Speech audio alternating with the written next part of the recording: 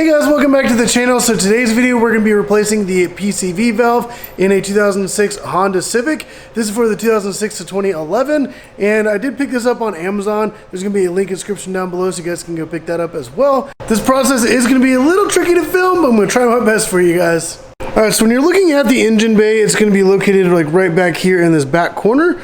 So you're going to notice these copper ground wires with a little green plug. It actually sits right below that.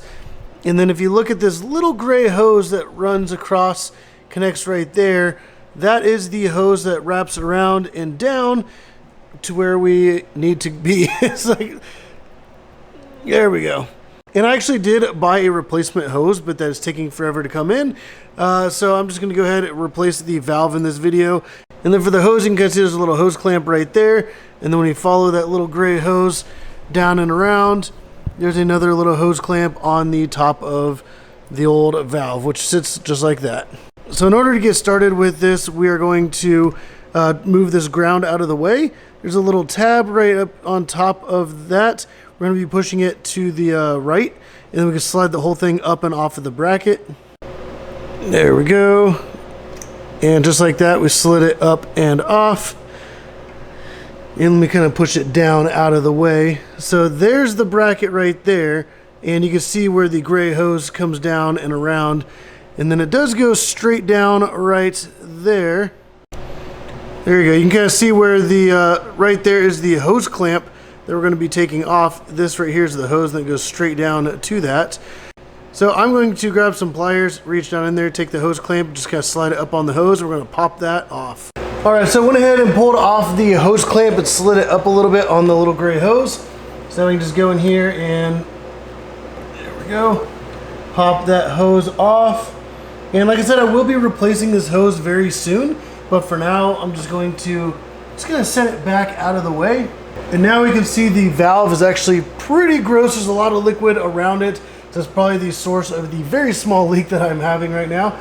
So next we're going to use a 17mm socket. I'm going to use some extensions to be able to get a wrench in right above here to be able to loosen that thing up. So let me get all that stuff kind of situated and I'll catch back up with you guys in a second. Alright, so I did get the socket and some extensions up on here. So now let's hook the wrench on. There we go. Alright, now that we're hooked on, I can start with loosening the valve.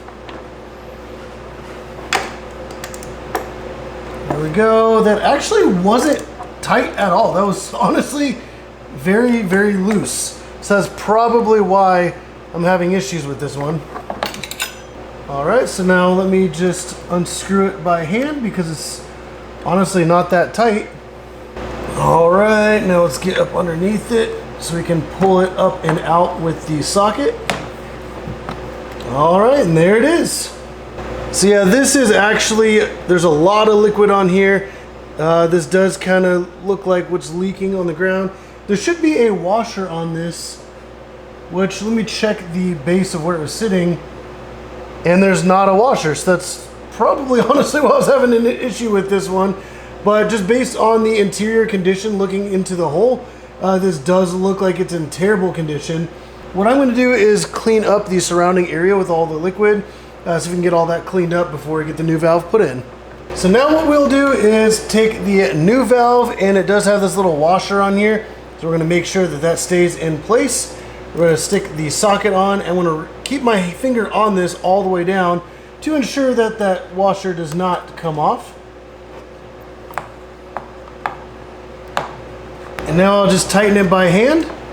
Alright, and now that's nice and snug, I'm going to reach the wrench up in here.